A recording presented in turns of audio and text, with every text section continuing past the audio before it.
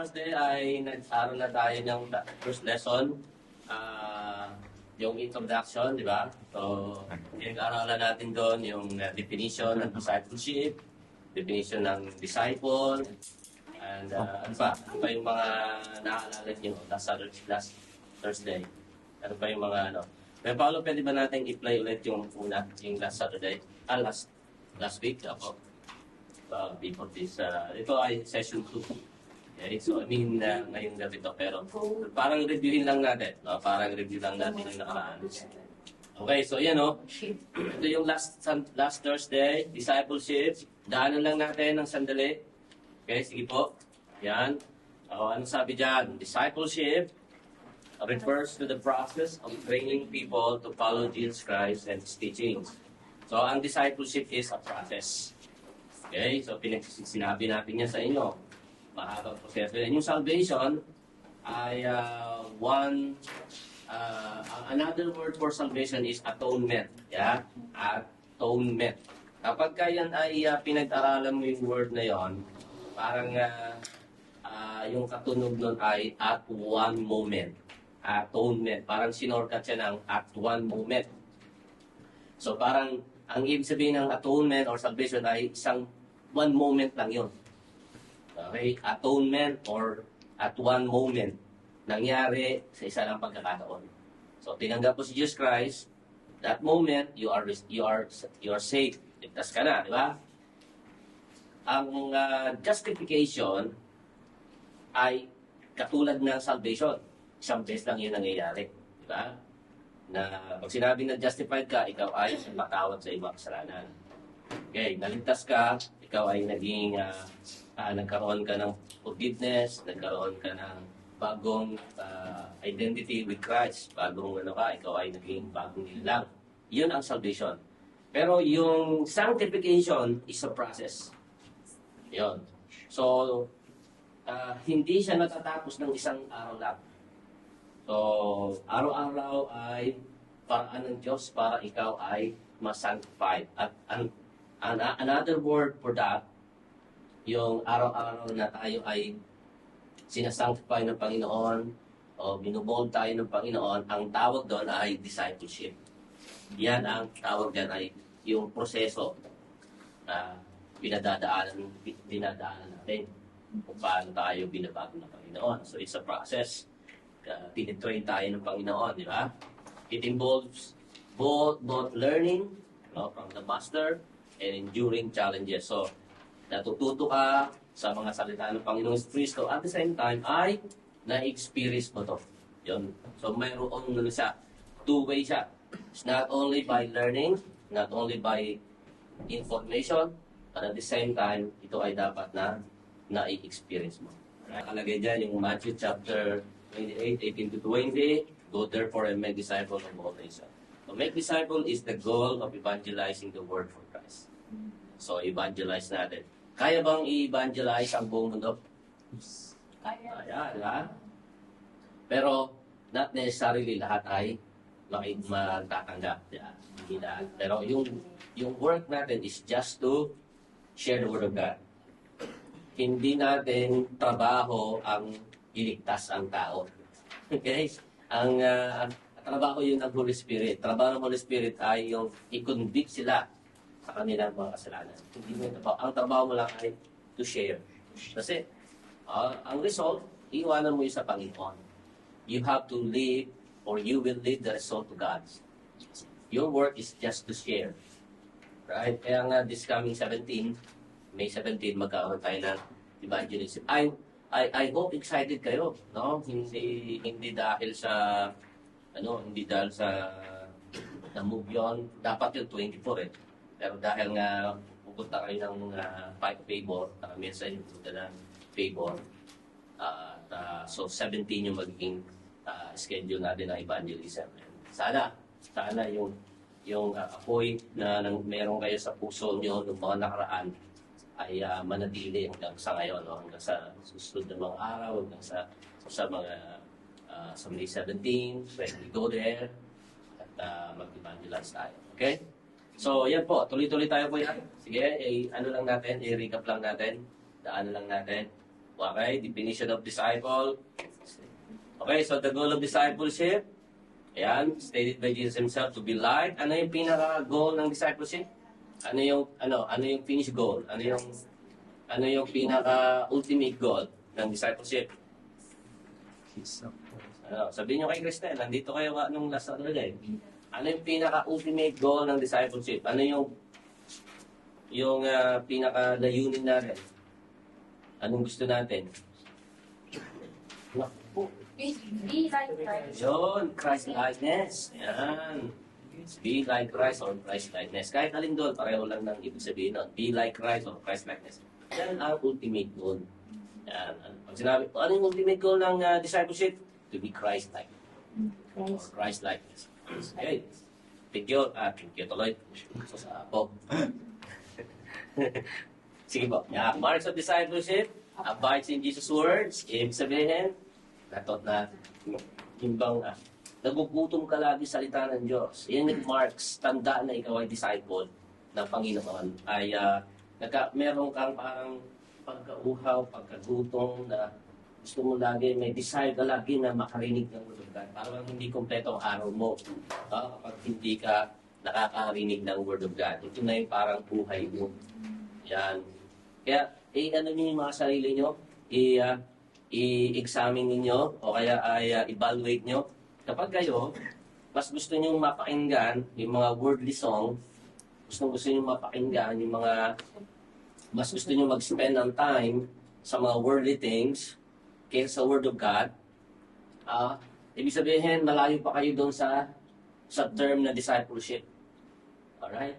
Pero kapag kayo parang nalagdating ka pag hindi ka naka-church, hindi ka nakaka-attend ng Word of God, ay hindi ka nakaka-attend ng simbahan, hindi ka nakaka-attend ng saltaris, parang hindi kompleto ang araw mo. Ngayon, ibig sabihin nun, ikaw ay nag-uumpisa ng maging disciple ng Panginoon. Ngayon, yan, loves the brethren. Ibig sabihin, natututo kang magmahal ng kapatiran. Sabi ni Jesus Christ, love as I have loved you. Love one another as I love you. With love that is visible to the world. By this, all will know that you are my disciples. Sabi ni Jesus Christ. Yan. Pag kayo ay nagmamahalan, malalaman ng mundo na kayo ay aking mga anak. When you love one another. Tapos, bears much fruit. Ibig sabihin, dapat ang isang disciple nagpupunga. And then the word disciple, anong word na yun? Ang sabihin nun? Learner, student. So basically, lahat tayo ay disciple. If you are a student, if you are a learner, kagaya na natin lahat, si Josh, learner. Di ba? Si Louie, learner. Si Sam, learner. Student. Ibig sabihin, ikaw ay disciple. So lahat disciple eh. Lahat. Kaya nga, hindi nga, kaya nga yung sa Bible, no? Wala kang makakita doon na member, no? He is a member of Jesus Christ. Hindi, he is a disciple of Jesus. Dapat, di ba? Ganon. If anyone who comes to me, anyone who wants to be my disciple, nakalagay doon eh. Anyone who wants to be my disciple. Hindi sinabing, anyone who wants to be my member. Ano ha? Si Jesus sinabi niya, hindi membro lang eh. Kasi ang membro, papetiks-petiks lang yun. Di ba? Ang membro, attend lang ng Sunday, uwi din. Yan. Anong tawag doon ni Pastor Dolly? Zimbabwe, no? Zimbabwe. Ang disciple, iba. Ang disciple, may commitment. May dedication. Mayroong sense of responsibility. Mayroong sense of accountability. Yan. Accountable ka sa ginagawa mo sa pagbilid mo sa Panginoon. Accountable ka sa ministry mo. At doon lumalago ka. Once na meron kang all of those, meron kang sense of commitment, meron kang sense of responsibility, meron kang sense of accountability. Unti-unti makikita mo sarili mo lumalago ka, nagmamature ka. No? Hindi ka na kagaya nung dati. Yung dati mong style noon, yung when it comes to ministry, na parang diba, yung mga bata, tapos nilang maglaro, no? Uwi na sila, gano'n. Walang sense of responsibility. Mga bata yun. Pero ang isang taong lumalago, nagmamature, naiintindihan niya, ay, meron pala akong obligasyon, meron pala akong accountability. May ginagampanan pala ako. So yun, mga bagay yun, natututunan mo nang i-prioritize. tututo kang i-prioritize yung mga mahalagang bagay sa buhay mo. Ayan ang ibig sabihin nun. It's a learner. Okay? At yung sabi natin, learner ay araw-araw yan. Walang gumagraduate yan. Sa pag-aaral, sa pagiging disciple, hanggang buhay ka pa rito sa lupa, walang graduation yan.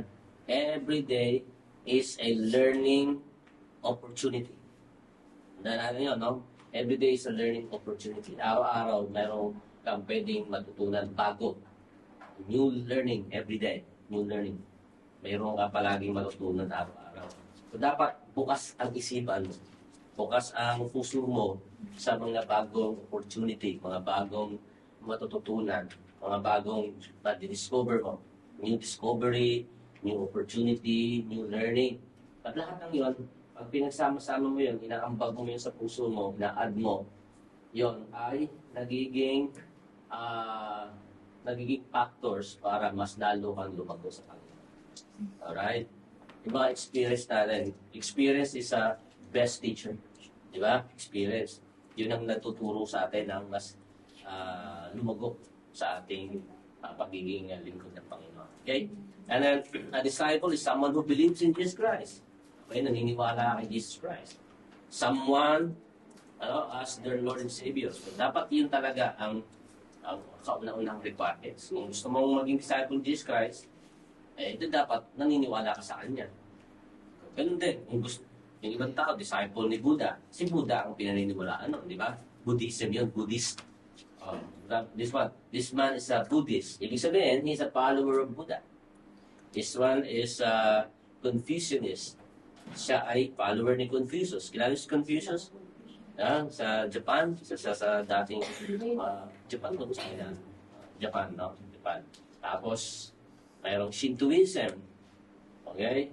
So, Lao Tzu. Yan. Yung The Way. Yung turo ng Taoism. Taoism yon. Ang founder nun ay si Lao Tzu. Sa China naman yon. No? So, yun. Follower ka ni Lao Tzu. Taoism na tawag doon, Taoism. So, lahat yun may mga tawag kung sino yung sumusunod mo. Okay? So, follower ka ni Jesus. Jesus Christ, Christian ka. Follower ka ni Jesus Christ. Intentionally learns from Him. So, ito, napaka-importante ng word na intentionally, no? So, ang pag-aaral, para matuto ka talaga kay Jesus Christ, dapat nandun yung intention. Ano yung ibig sabihin ng intention? Talagang mayroon kang willingness. Hindi aksidente. Aksidente lang na natututo ako. Hindi ganoon. Hindi ka mag-grow sa accidental lang. Aksidente lang. Kailangan ang growth ay intentional. Anong ibig sabihin nun? Ginugusto mo. Dinidesire mo. Yun ang ibig sabihin mo. Ninanais mo. Okay? Kung papetiks-petiks ka lang, yung baga parang pabugso-bugso ka lang ng damdamin. Pag gusto mo lang, saka lang aaten. Pag maganda lang ang pakiramdam, may mga ganong Christian eh. Yeah? May mga ganon. Okay? And strives to live more like Him. So sabi nga natin, ang ultimate goal is to be like Christ. Okay? Yung kanyang character ni Jesus Christ. Okay? Ulit tayo, kaya, Paul, why is discipleship important? Yeah. Bakit daw mahalaga ang discipleship? Bakit daw? Sa tingin niyo? Okay, bakit mahalaga ang discipleship, Ate Sam, Ate Alex? Alright. Nakakagulat. I think it's important po kasi paano mo share yung Word of God if you are not part of the disciple? Mm-hmm. And like what it said kanina sa ang disciple is those people who undergo process or teaching of God. Teaching. So, bakit hindi natin ma-share yung Word of God, kasi di ba yun sa commandment, yung 27, hindi natin ma-share yung Word of God if you are not part of the discipleship.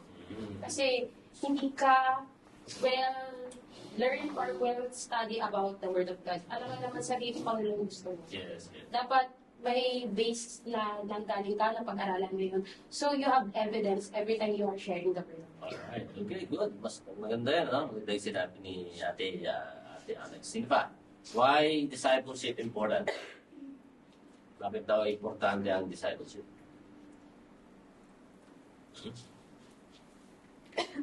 Basically, ang discipleship ay mahalaga. Dagdagan ko lang yung sinabi ni Alex. Pero tama yung mga sinabi niya ni Cassie, no? Ay, ni Alex. Ibig sabihin, mahalaga ito dahil ito ay command for first and foremost. It's a command of Jesus Christ. Kaya sa Matthew 28:19-20, no? Jesus commands His people to make disciples of all nations. So, it's a command. So, you are carrying a command of the Master, Jesus Christ. And then, hindi ka lamang basta lalago, ay hindi ka lamang basta maggugo, hindi ka lamang hayop, you have a message. So, you have the command, you have the message. Ano yung message mo? Yung mensahe mismo ng Panginoon. That is your message. So, baptizing them in the name of the Father, and of the Son, and the Holy Spirit. And then, ano pa ang maganda doon? May promise. So, may command, meron kang message, yung gospel, meron kang promise. Ano yung promise ni Jesus Christ doon? Sabi niya, teaching them to obey all that I have commanded you, and surely I am with you always to the very ends of the world. Hindi ko lang nilagay dyan, pero kasama yan sa 28:19-20, yung sinabi doon na, I am with you always. So, mayroong promise. May command, and then may message, and then may promise. Yeah? So, yun ang importante dyan sa Matthew 28:18-20. Okay, sabi doon, Jesus had disciples himself, men who believe his teachings and follow him during his time on earth. Throughout the Gospels, Jesus repeatedly called ordinary men to live their everyday lives and follow him. Ito ang nakakagulat, no, sa discipleship, lalo na ng discipleship pattern ni Jesus Christ. When yung mga tinawag niya, people whom Jesus Christ called, they were ordinary people. They were ordinary men. Hindi sila galing sa mga aristocrat na mga tao. Pag sinabi natin aristocrat, ibig sabihin yung mga tao na sa matataas na standard, mga social elite, no? Yung mga governor, mga politician, mga business people, o kaya ay mga philosophers. Hindi niya tinawag yung mga philosophers. Okay? Hindi niya tinawag yung mga highly educated people, yung mga PhD. Yes. So, ang tinawag niya, no? Anong tinawag niya? Ano Fisherman. Fisherman? Are you kidding me? Yeah? Hello? Oh, Jesus Christ himself was a carpenter. Yeah? Siya ay kakilala niya, mga workers. Mga nagtatrabaho lang, mga ordinaryong karpintero. Mason, pintor. Yeah? Oh, IT.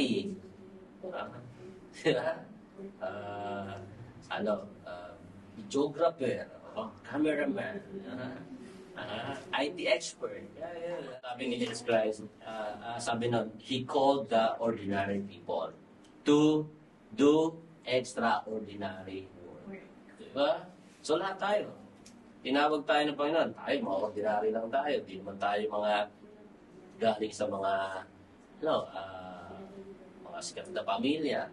He called ordinary men to do extraordinary work. Tayo, kagaya ninyo, you are just ordinary young people. Pero tinawag ng Panginoon to do an extraordinary task. Diba? Anong task na yun? Paglingkod sa Panginoon. That is extraordinary. Diba? Pinaglilingkuhan mo, Panginoon, Diyos. Okay? So, yan. Extraordinary work. So, being a disciple encourages growth and maturity in their work with Christ. So, pagiging disciple ay pumahamon sa atin na ang ating paglago, maging mature tayo sa ating araw-araw na paglakad sa Panginoon. Okay? Let's continue by Paulo. The foundation of discipleship, ito, matindi ito. Babasa ko sa inyo at kayo na lang ang papa-analyze ko sa inyo ito. Luke chapter 14, 26-31. Sabi at 35. Sabi doon, if anyone comes to me and does not hate father and mother, Wife and children. Nandun yan. Basahin nyo sa Bible. Sa NIV ko yan.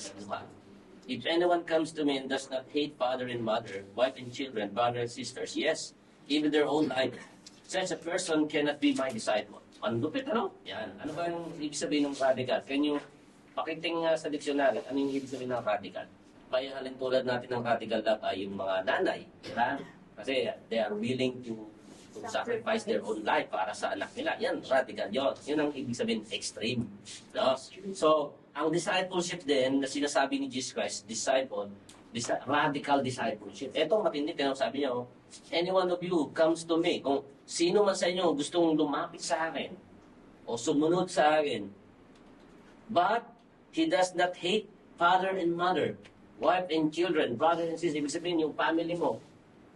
Any one of you who wants to be my disciple, but you cannot leave your family, you cannot be my disciple. Anong tingin niyo? Paano yun? Kaya na ba natin yun? Ano sa tingin niyo? Ano yung sinasabi dyan ni Jesus Christ? Gusto mong sumunod sa kanya, di ba? Gusto mong maging disciple ni Jesus Christ, di ba? Pero sabi niya, kailangan mong iwanan ang pamilya mo bago ka maging disciple, bago kita maging disciple, bago ka sumunod sa akin. Kasi kung hindi mo iiwanan ang iyong pamilya, hindi lang iwan. Sabi niya, any one of you does not hate. Kailangan mong kamuhian ang mga magulang mo, ang kapatid mo, ang asawa mo, pamilya mo. O even your own life, sabi niya. If you cannot do this, you cannot be my disciple.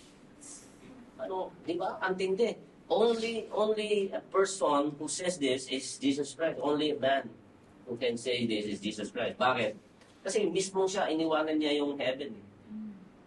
Diba?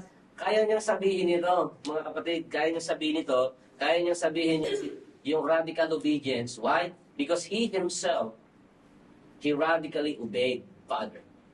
He left heaven for you. Imagine that, PJ. Jesus left heaven for you. Oh, Mariel, ay ba nun? Iniwan ni Jesus ang langit para sa iyo. Ganyan kakamahal ng Panginoon. Radical. Anong sa tingin niyo yung mga salita dyan ni Jesus Christ? Ano yan? Is it literal na you have to hate your father and mother? Okay. Anong ibig niya sabihin ko? Tiyasa. Kailangan ba talaga, literal ba kailangan natin, we have to hate father and mother, wife and children, brother and sisters, so that we can become a disciple? Ano sa tingin niyo? Kung hindi literal yun, ano ang pinupunto ni Jesus Christ yan? Anong gusto niyang tukuyin? Nung sinabi niya na, and does not hate father and mother, and even your own life. So, Diba, Pastor, yung hate mo yung action na hindi nakasang-ayon sa Panginoon. Like, if your parents or people that surround you are doing things na hindi kinagugusto, inaayawan ng Panginoon, you must hate it. Kahit magulang mo sila, dapat kamuhian mo sila kasi yun ang hindi nila nais ng Panginoon. Kung tungkol sa sarili, I think you must hate yourself kapag gumagawa ka ng mali na ayaw ng Panginoon. alright. Thank you, Alan. Ano pa? Anybody? Meron pa ba kayong sagot doon? Anong ibig sabihin yun? Hate. You must hate your father, mother. So, ang point doon ni Alex, you don't necessarily hate yung nanay o tatay mo, yung magulang mo. Ang i-hate mo ay yung mga ginagawa nilang taliwas o labag sa Panginoon, labag sa kalooban ng Diyos. O ano ba, yung nanay mo nagsusugal, tatay mo nagiinom ng babae, hindi yung nanay mo ang sinasabing hate mo. Dapat, ang kinasusuklaman mo, yung ginagawa nila na mali. O, hindi mo susundan, hindi mo susundin yun. Diba? Kung mali yung ginagawa nila. Hindi mo yun papapuran o hindi mo ikukonsinti. Alright? So, ganun yun. Hindi mo tutularan. Yan ang ibig sabihin yun. And then at the same time, pag sinabi natin, di ba tayo, lalo na Pilipino, kasi di ba, tayo ay family-oriented tayo. Kaya nga, tayo lang sa Pilipinas, at tayo lang sa Asia, yung mayroong family cluster, na kung saan, halimbawa, Halimbawa, nag-asawa na si Jimel, kinasal na kay Angel, no? Tapos, pwede pa rin silang parang magkakaroon na sila ng sariling bahay pero nakadikit lang doon sa bahay ng mga magulang nila, either sa side ni Jimel o side ni Angel. Kumuha lang sila ng parang, gagawa lang sila ng parang extension, parang pader lang yung dingding lang yung pagitan. Sa mga probinsya, ganun eh. Dingding lang yung pagitan, tapos sa kabila, ito yung bahay ng nanay at tatay, mga magulang ng bagong kasal. Then sa likod lang yung bagong kasal. And then kapag nag-asawa, lumaki na rin yung mga anak ng mga yon, nagkapamilya, sa kabilang sa likod lang din, cluster family, kasi yung tayo ba yung ano sa atin yung importante sa atin yung pamilya. Yan, extended family ang tawag natin doon, extended family, cluster yan. So, minsan mahirap sa atin yung parang itakwil yung ating mga magulang at mga pamilya, yeah? Mahirap sa atin kasi kailangan family oriented nga tayo, very close tayo sa ating relatives, mga magulang, no? So at madalas pina-prioritize natin sila.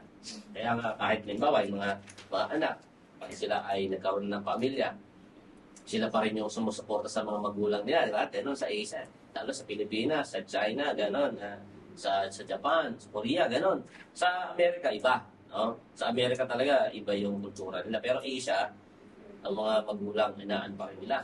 Diba? Pero ang ibig sabihin dito ni Jesus Christ ay hindi mo na priority ang family mo. Ang ipaprioritize mo na dito yung pagsunod sa Diyos, pagsunod mo kay Kristo. Yan na yung priority mo. Pag sinabi mo, I surrender my life to Jesus. Kaya nga ang hirap maging disciple eh. Diyos, hihintayin kita kasi importante itong sasabihin ko. Hindi ako magsasalita, wala ka. Marami kasi ang akala nila, ang discipleship parang easy lang ba? Atid ka ng church, disciple ka na. Yan. Maging part ka ng music team, disciple ka na.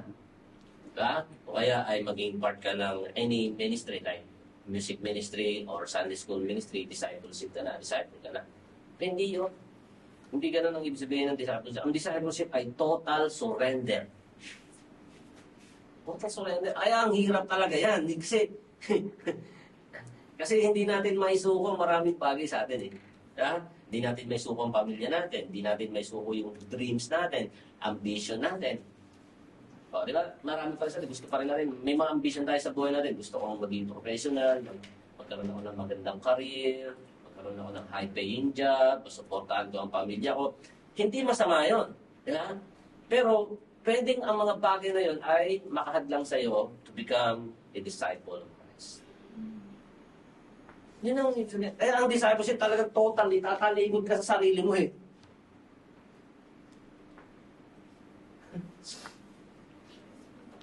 Ang hirap talaga nun. Ang sakit talaga nun. Talagang iiyak ka sa Panginoon. Yeah? Yan ang discipleship. Yung talagang willing ka na isuko sa Panginoon ng buhay mo.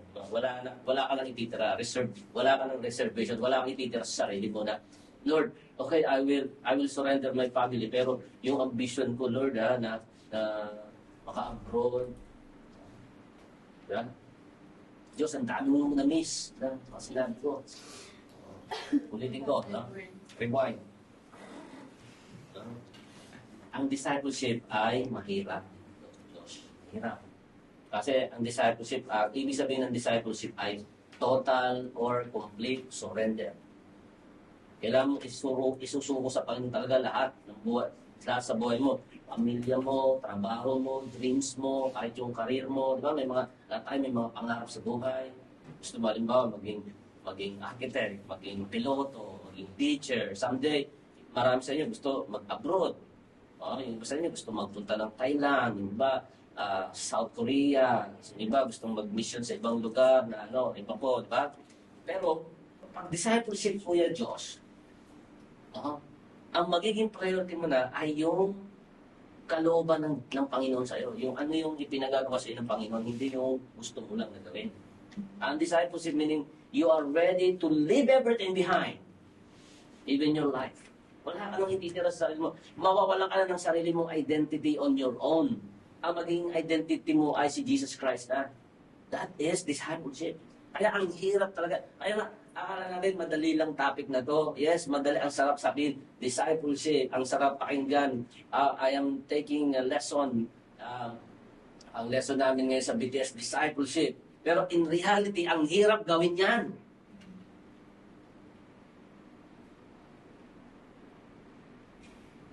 Ang hirap isagawa yan. Ang hirap isuko ang buhay mo eh. Yung gusto mo, di ba? Ang hirap. Kasi may sarili tayong mga gustuhan, may sarili tayong mga desire. I want to do this, I want to do that. Pero sabi niya ng Lord, wag yan ang gawin mo. Ito ang gawin mo, yung kalooban kong gawin mo. That's the only time you will become a disciple. If you prioritize what God wants you to do. That is discipleship. Ang magiging prioritize mo na yung kalooban ng Diyos. Sabi niya, no? Yes, even their own life. Oh, kahit ang buhay niya, kailangan niya kalimutan. Such a person cannot be my disciple. Kung hindi mo daw kamumuhian o iiwanan ng iyong pamilya, hindi mo matatalikuran ng iyong sariling buhay, hindi ka magiging disciple ni Jesus. Yeah. And then verse 27, and whoever does not carry their cross and follow me cannot be my disciple. Anong ibig sabihin niya? Every day is a learning experience with Jesus. Ano? Every day. Does not carry their cross. Sacrifice yan. Carrying the cross meaning sacrifice. Mayroong sacrifice talaga. May endurance. Kaya maraming hindi nagtatagal sa ministry. Alam niyo ba yun? Kaya ang ministry is all about calling. By the way, si Brother Joel, kanina umattend siya ng chapel sa Cavite, no? Yung GLU. Doon, na-meet niya na yung mga professor ng GLU. Yung pinag-aaralan niya online, isa siya nag-aaral online. Na-meet niya na yung mga professor doon, ilan doon, mga kaibigan ko. Yung iba doon, tapos na-meet niya na rin yung mga estudyante. Nagko-communicate naman kami sa messenger kanina, pati yung mga teacher niya nagsasabi sa akin na na-meet na kami si Joel, ganyan. And then, sabi nga nung ni Pastor Rene, kaibigan ko, yung topic daw kanina sa chapel ay about calling. So, sabi niya, sana naintindihan ni Joel kasi ang ministry is about calling. Ang pagpapastor is about calling. Ang pagsunod sa Panginoon, calling. And then yung gusto ko maging pastor kasi parang ang ganda yata yung tumatayo ka sa harapan. Yeah, tatayo ka sa harapan tapos nag-preach ka, tapos ang daming tao na ikinig sa'yo. Parang ang sarap gawin yun. Ay, gusto ko maging song leader kasi parang superstar ka. Kasi pag nasa taas ka, diba? Hindi, joke ano lang yun. Ate kasi, diba? Kasi napatingin ka kay Martin. Diba? Pero hindi ko naman sinasabing mga song leader ganon. Hindi ko sinasabing mga song leader ganon. Pero may tendency tayo na we like that. Tama ba ako? We like the spotlight sometimes. Gusto natin yung nasa spotlight tayo. So, may mga tao na rin. Alam niyo ba na ito, sino ba yung nagsabi nun? May nagsabi kay Pastora Arlene, parang isang Sunday school teacher. Hindi ko maalala kung sino yun eh. Yung sabi niya, gusto daw niyang maging Sunday school teacher. Sabi niya kay Pastora Arlene, kasi daw, gusto daw niya yung nandun daw sa unahan, nagtuturo ng mga bata. So, ang tingin niya, ang akala niya, ang pagtuturo ng Sunday school ay yung nakatayo ka lang sa unahan, bisbihin, yung nasa front ka, nakikita ka ng maraming tao. Na may taong may gano'n eh. May naalala ko gano'n. May nagsabi ng gano'n kay Pastor Arlene. Pero, di ba, kaya nga, pero hindi gano'n ang ministry. It's not about standing before people, standing in front of people. It's not about having the spotlight on you. Ang ministry ay sacrifice. Yeah. Puno ito ng kalungkutan and sacrifice. Kaya Diyos, nag-aaral ka ngayon, di ba, Bible school, gusto magpapastor, pag-isip-isip ka. Pag-isipan mo kung talagang gusto maging pastor. Hindi madali ang maging pastor. Kaya nga si Eli, wala ako, pastor ako. Ah, At kung magiging pastor sa LI, I will be very, very proud. Imagine, nag-iisang anak ko, susunod sa yapa ko, di ba? Magiging pastor. Proud ako dapat na, di ba? Pero hindi ko siya ini-encourage maging pastor. Kaya nga sabi ko sa kanya, kung ano ang gusto mong maging desire mo, kung ano yung maging, anong gusto mong career o course, kung ano mo sa college, go, I will support you. Hindi ko siya sinasabing, magpastor ka, tulad ko, hindi. Pero kung kalooban ng Lord, alam ba, tawagin siya ng Panginoon maging pastor, bakit naman hindi, di ba? Proud ako, gusto ko maging pastor siya. Pero kung gusto niya ng secular job, doon ang line niya, walang problema sa akin. Kasi alam ko kung gaano kahirap ang maging pastor. Alam mo?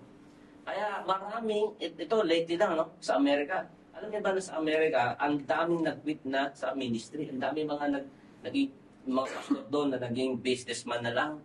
Nagtitinda na lang ng nagtitinda na lang sila ng mga ano yun sa property, mga bahay, gano'n ang tablet. Real estate na lang yung mga pastor doon. Yung iba nag-business. Mayroon akong kilalang pastor sa Apayao. Naging naging troso. Nagpuputol ng kahoy. Mayroon ako yung kilalang pastor, titinda na lang ng kwek-kwek. Kwek-kwek. Kwek-kwek. Mayroon din, tricycle driver. Naging tricycle driver. Tricycle driver. Kasi ang hirap talagang maging pastor eh. So, tingnan natin ito suppose one of you, sabi doon, wants to build a tower. Won't you first sit down and estimate the cost to see if you have enough money to complete? And then, for if you lay the foundation and not able to finish it, everyone who sees it will ridicule you, saying, this person began to build and was not able to finish. Continue, kuya. Next slide, sabi rin dyan. Or suppose a king about to go to war against another king. Won't he first sit down and consider whether he is able with 10,000 men to oppose the one coming against him with 20,000? If he is not able, he will send delegation while the other is still a long way off and will ask for terms of peace. In the same way, those of you do not give up everything you have cannot be my disciples. Ang tindi. Anong kinalaman nun? Doon sa yung unang illustration? Yung pagbibuild daw ng ano yun kuya? Build siya? You want to build a tower. And then, yung isang illustration ay yung pakikidigma. If you're a king, tapos makikidigma ka. Anong kinalaman nun sa discipleship? Kaya sabi niya, suppose the king is about to go to war, another king, against another king. That's it. And then, di ba dapat, tingnan niya, sabi yung una, kung magtatayo ka, and if you, suppose one person wants to build a tower, anong gagawin niya? Kailangan muna niyang i-compute yung kanyang magiging expenses, ha? At titingnan niya mabuti kung matatapos dito sa tamang oras o tamang takdang panahon. So, kung i-estimate niya yung gastos, estimate niya yung duration ng building, kung kailan ito matatapos, and then kung isa ka namang king, na makikipagdigma, i-estimate mo din kung marami ka bang sundalo, di ba? Kasi baka yung kalaban mo mas marami, edi matatalo ka, di ba? So kung halimbawa meron kang 1,000 soldiers, pero yung kalaban mo naman ay may 10,000 soldiers, talo ka. So pagka gano'n, anong gagawin mo? Kailangan mo makipag-negotiate muna ng peace. Diba? Sabi no, you have to send a delegation while the other is still a long way off and will ask the terms of peace. Makikipag-ayos ka na. Hindi mo na sila hahayaan na makalapit sa'yo para patayin kayong lahat. Kasi 10,000 soldiers sila, ikaw 1,000 lang. So i-estimate mo, ang ibig sabihin nun ay, kinakalculate mo na, mananalo ba tayo? Hindi. Diba? Doon din naman sa pagtatayo ng building, matatapos ba natin to sa tamang panahon? Now, lahat ng yon, yung illustration na yon, yung pagtatayo ng building o ng tower, at yung pakikidigma, anong kinalaman nun sa discipleship? Mga kapatid, anong kinalaman nun? Sabi no, those of you do not give up everything you have cannot be my disciples. May kinalaman nun. Sige. Anong kinalaman nung pag-build ng tower at pakikidigma sa discipleship? O, ano, assignment?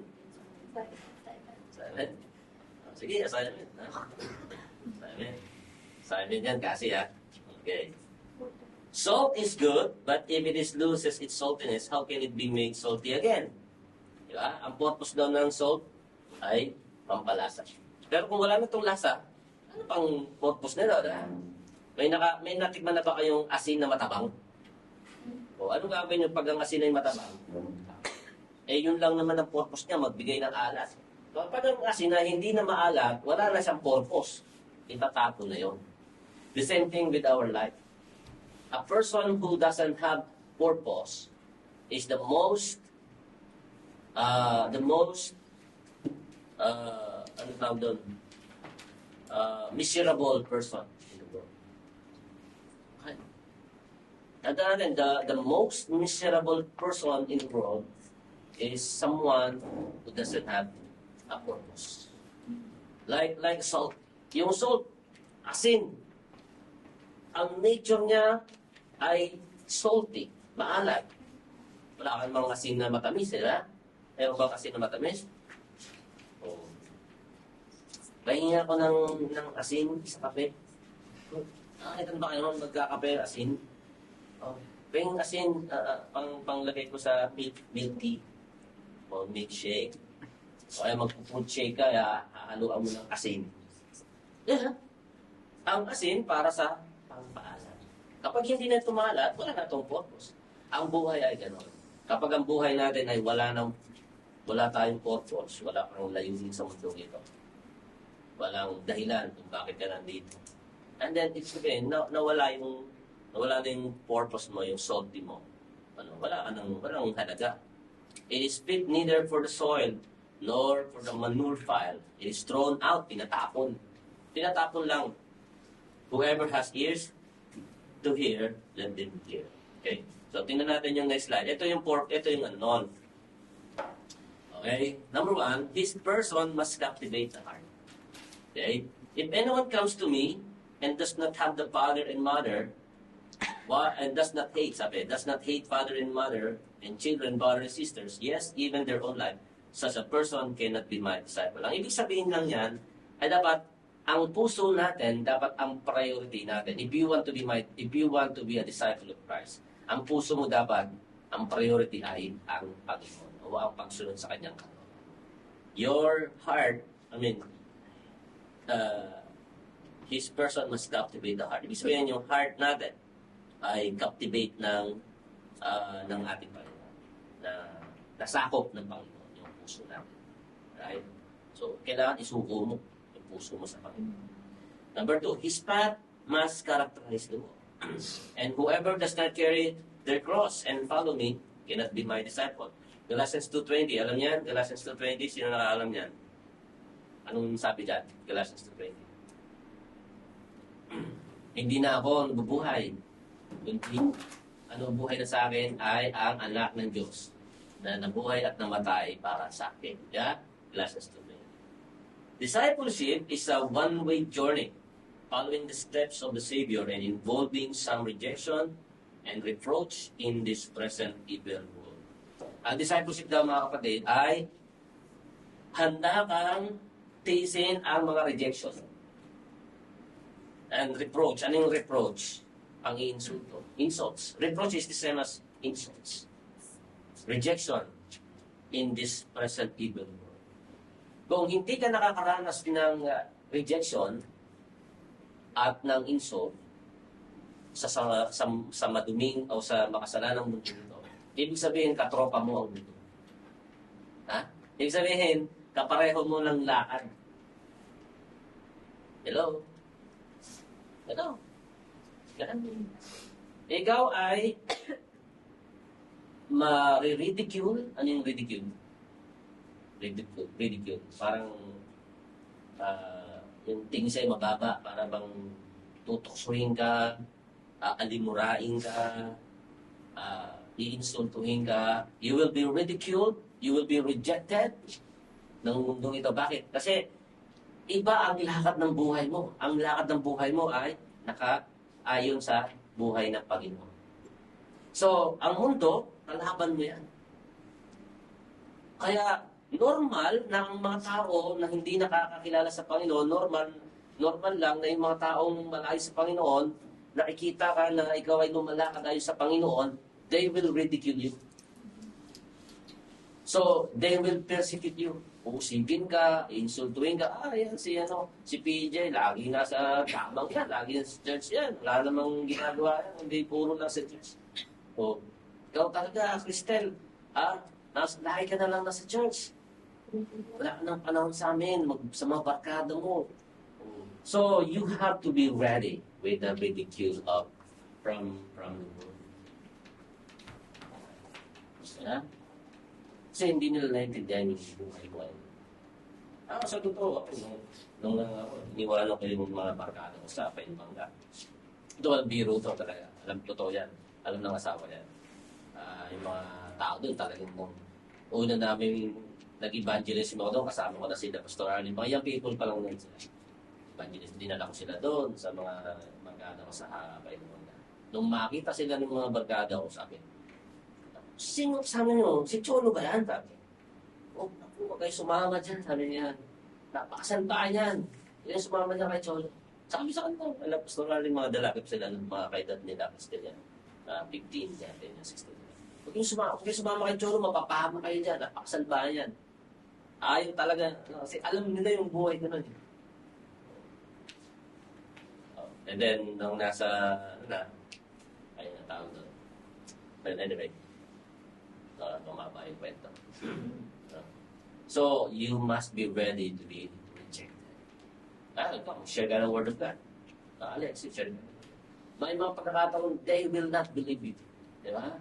Kasama yun sa rejection. Mag-aakay ka ng tao sa Panginoon, dadalhin mo sa Panginoon. Sabihin ni kasi, ngayon magsimba tayo. Ayoko nga, ayoko magsimba tayo. Makakaranas ka talaga ng rejection. Di ba? People will not easily be invited or be led to Lord. Mahirap. Kasi ang mga tao matitigs talaga ang ulo nila. Mga magulang natin, di ba? I-invite natin, re-remind natin sa pagsimba, lagi natin sinisira ng ulo ng God, pero sometimes no effect. Hindi natin sila madala sa Panginoon. That's part of discipleship. May rejection talaga. Hindi lahat ng tao ay hindi palaging may mabin ka sa Panginoon. That's part of that. Rejection, frustration. Frustrate ka. Part of life, part of discipleship. Nakalakas pa kayo mga sinasabi ko? Yan, lahat yan. Okay, tuloy tayo. Number 3. His plan must control the life. Yung buhay daw natin dapat control. No, yung plano natin dapat ay yung plano natin ang kumukontrol sa yung plano ng Diyos ang may control sa buhay natin. Hindi yung plano natin ang may control sa buhay natin. Dapat plano ng Diyos. Verse 28 to 33, the two illustration, ito na. Yung dapat assignment ko sa inyo, pero ito na, in-explain ko na. The two illustration given by the Lord, yung una, building the tower, yung magbibuild ng tower. Tapos yung isa naman, battling, yung pagdigma, are most apt for the disciples.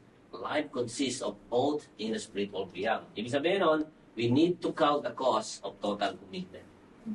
Count the cost. Ibig sabihin nun, i-calculate mo na yung ilalagak mong buhay mo sa Panginoon. Hanggang saan yung kaya mong isuko? Hanggang saan? Hanggang ano ba yung kaya mong gawin sa pagsunod sa Diyos? Grabe, di ba? Ate Maria, di ba? Hanggang saan? Hanggang kailan? Hanggang ang buhay ko'y kunin. Di ba? Yan. Alam niyo yung kanta na yan? Hindi ko alam yan eh. Kalimarang gano'n. Ano di sabi, kantang gano'n. Di ba? Count the cost of total commitment. Sabi nila, hanggang saan ka mag-commit? Hanggang ano ang kaya mong isuko sa Diyos? Hanggang ano ang kaya mong ibigay sa Diyos.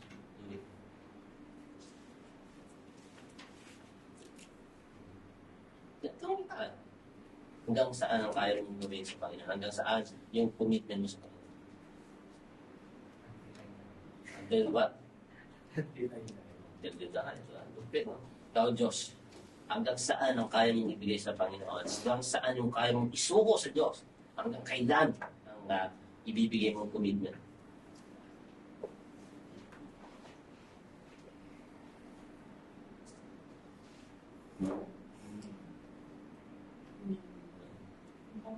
Diyos, hanggang saan ang kaya mong ibigay commitment? Hanggang saan yung kaya mong isuko? Ngayon pa lang, sagutin nyo na yung tanong na yan. Kasi, yeah? Kailangan nyo nang magganyan. Kailangan alamin nyo na, ma-realize nyo na sa sarili. Marian, ikaw. Hanggang saan ang kaya mong ibigay sa Diyos? Hanggang kailan yung commitment mo, yung kaya mong ibigay na commitment sa Panginoon? Hanggang saan yung pagsuko ng mga bagay na kaya mong isuko sa Panginoon?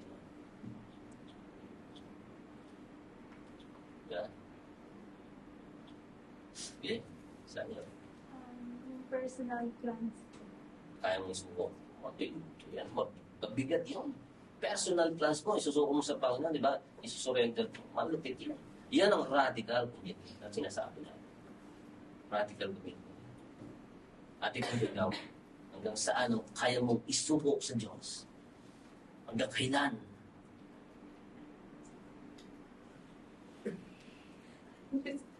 Hanggang?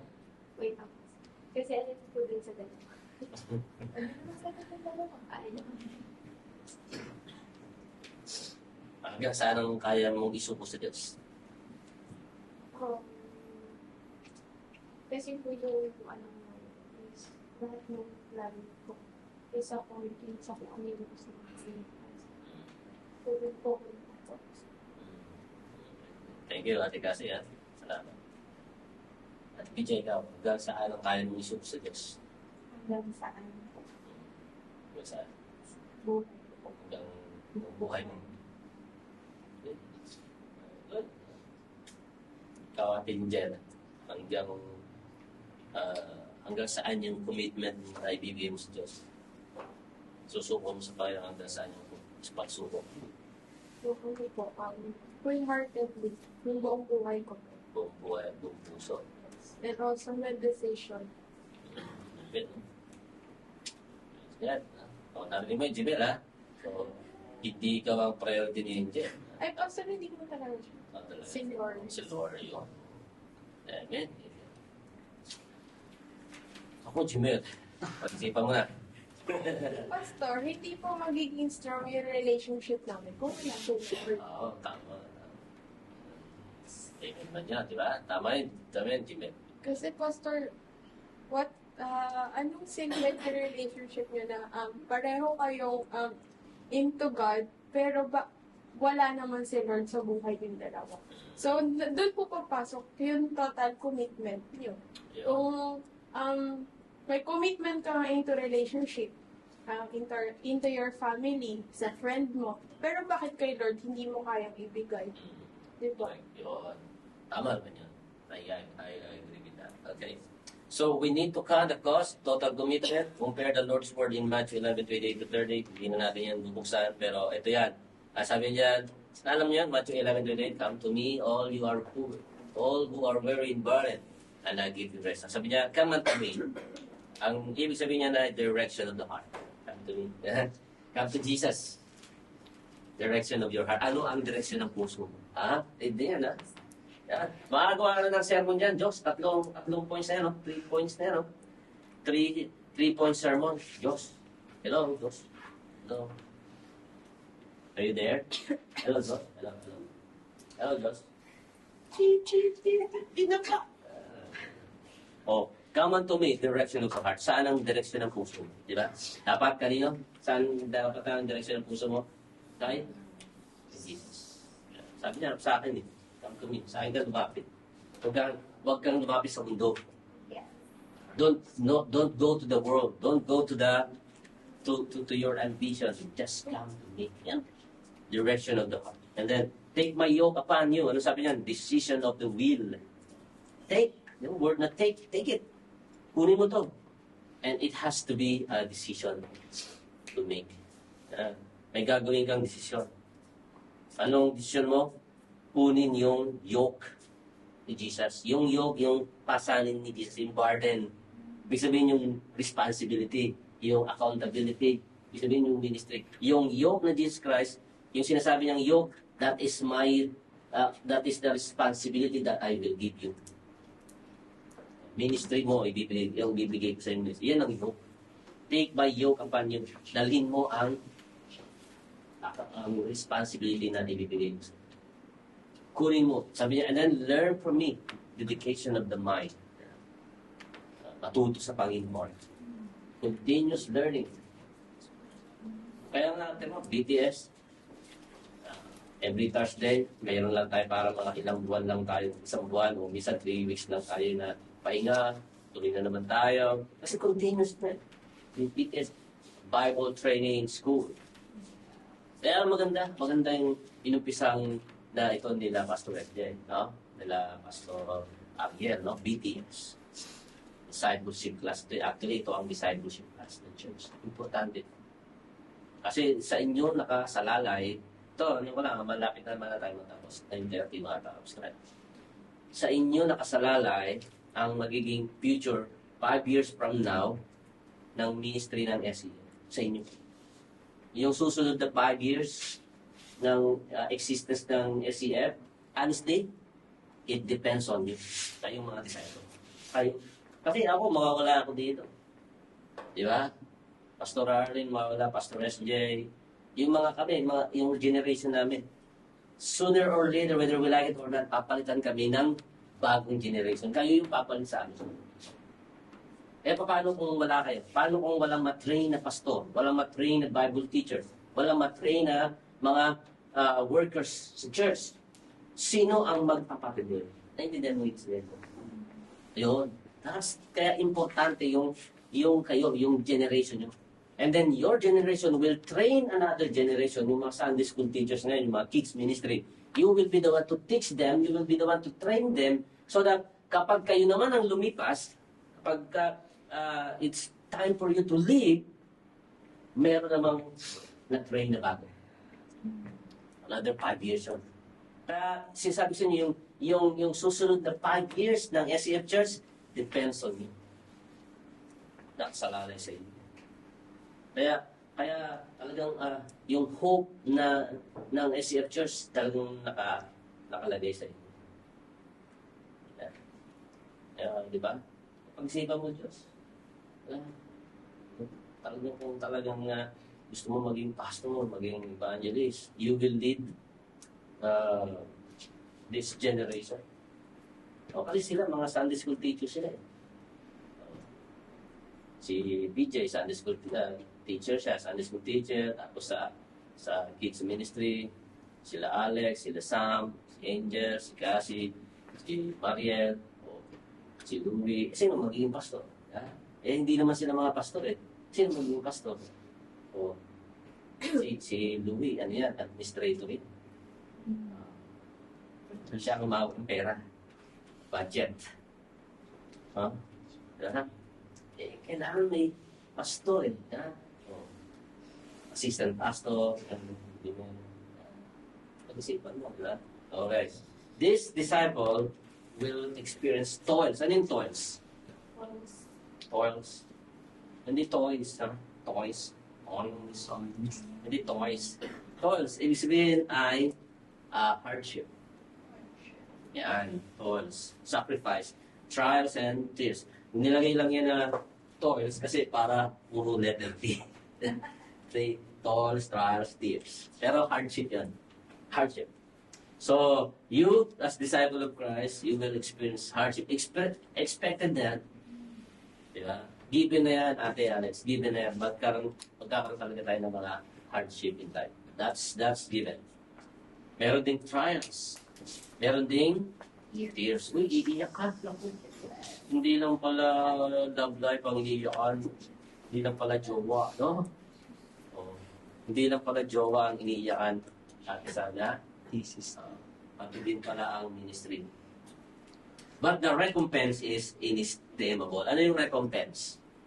Ano yung recompense? Award o reward. Reward yan o kapalit ng paglilingkod sa Panginoon. Alright. Good. Thank you. Questions? Let me give you some time to reflect.